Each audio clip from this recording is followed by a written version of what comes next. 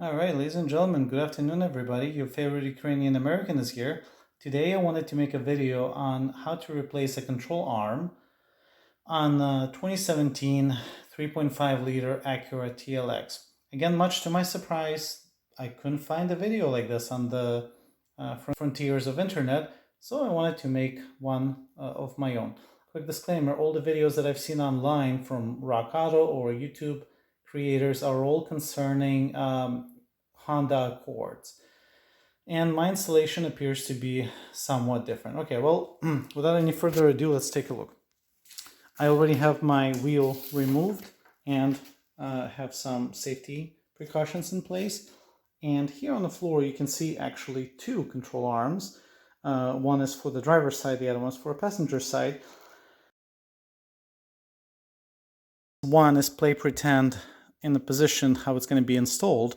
In order for it to come out, you can see that you must remove 3 bolts here, 2 bolts over there, and a ball joint. So here are one of the 3 bolts. I already sprayed some lubricant on it. Here are the other 2 bolts, and this is an important distinction. Please make sure that the ears are oriented properly, because it is possible to make an original mistake, a rookie mistake that I did. I pulled out the passenger side and was trying to pre-fit it, and the earmuffs are oriented in the wrong way, and they don't move by design, obviously. There was Robert Grumman in there. So please don't make the rookie mistake that I was thinking about making. Make sure that these earmuffs are oriented properly. Okay, so 2 bolts, as I was saying, 3 bolts. Let's take a look how would we negotiate them out. Those 3 bolts will come out. All right, you can see one of the bolt caps, but essentially 1, 2, 3, to borrow the page from our German friends. Those 3 bolts and castle nut for the ball joint.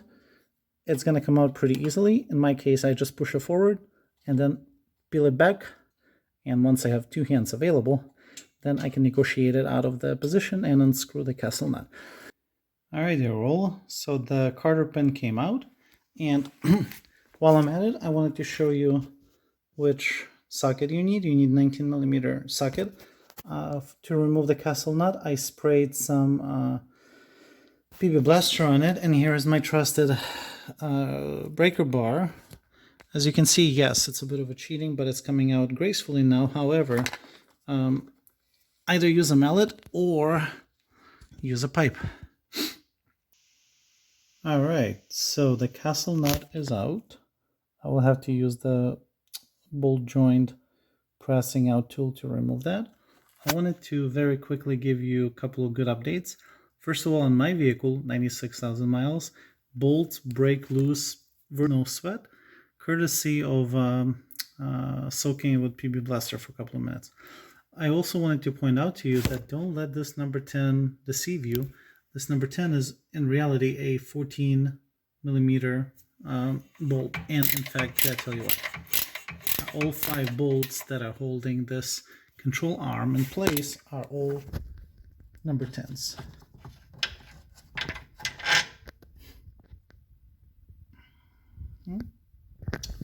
Why don't I see a number? Oh, there it is. All right, ladies and gentlemen, our saga with removing lower bolt joint continues. I think this is the tool that we need for the job. I'll explain why in greater details in a little bit, but just look how nicely and snug it fits. I don't know if you can see it there, but you put that adjustable bolt joint remover into lower position and you remove that bolt joint. All right, and the bolt joint shall come out. Well, what can I say except for joys of proper tool. There was my happy little snap, and the control arm finally came out. All the effort that I sunk into it was largely wasted due to, in large measure, due to the wrong tool. This adjustable bolt joint puller, in my case, it comes from AutoZone. So absolutely zero hard feelings against Advanced, but Advanced had a kit that was entirely, unfortunately, useless to me. Because, like I said, it just didn't reach far enough. Look at the amount of grip between these two guys. Problem was, using my new control arm here, problem was that in order for me to reach and align with the bolt joint, theoretically it's possible, and maybe I have 10 thumbs, but to align it like this would be the only way to push up the bolt joint, and this wheel hub assembly was in the way, so alignment like this is entirely impossible. Otherwise, these walls are fighting me, and when I'm trying to align it, as you can see, right, the fork doesn't even come close, and worst of all, the lower lever doesn't align underneath the bolt joint. However, in that same breath, while I'm at it, notice how long of a protrusion for the bolt it took in order for the bolt joint to pop out. But look at this beauty.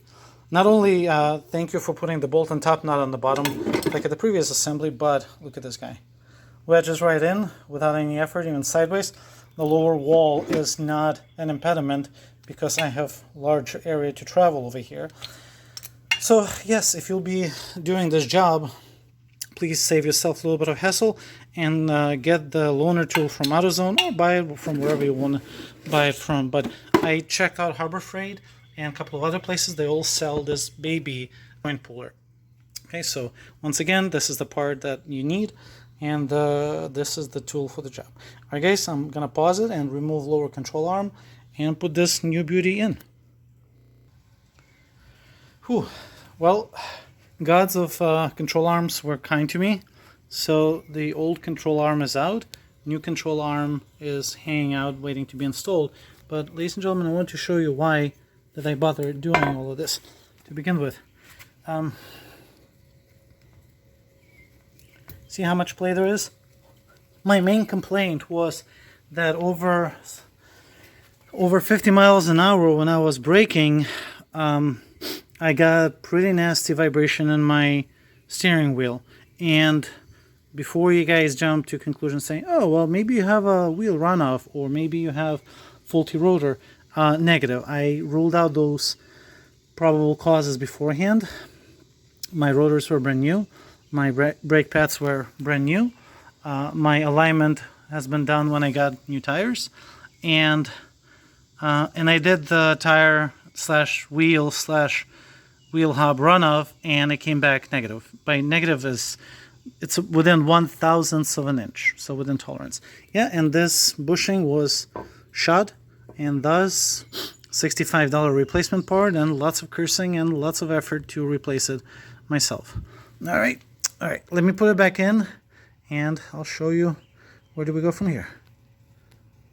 All right, I realized that this looks pretty hacked, but I aligned the scissor jack underneath the rotor that's attached firmly to the wheel hub, and I was able to sneak in the new control arm. Now the matter is to align these bolts, well, I suppose bolt holes, and these two bolt holes prior to putting in that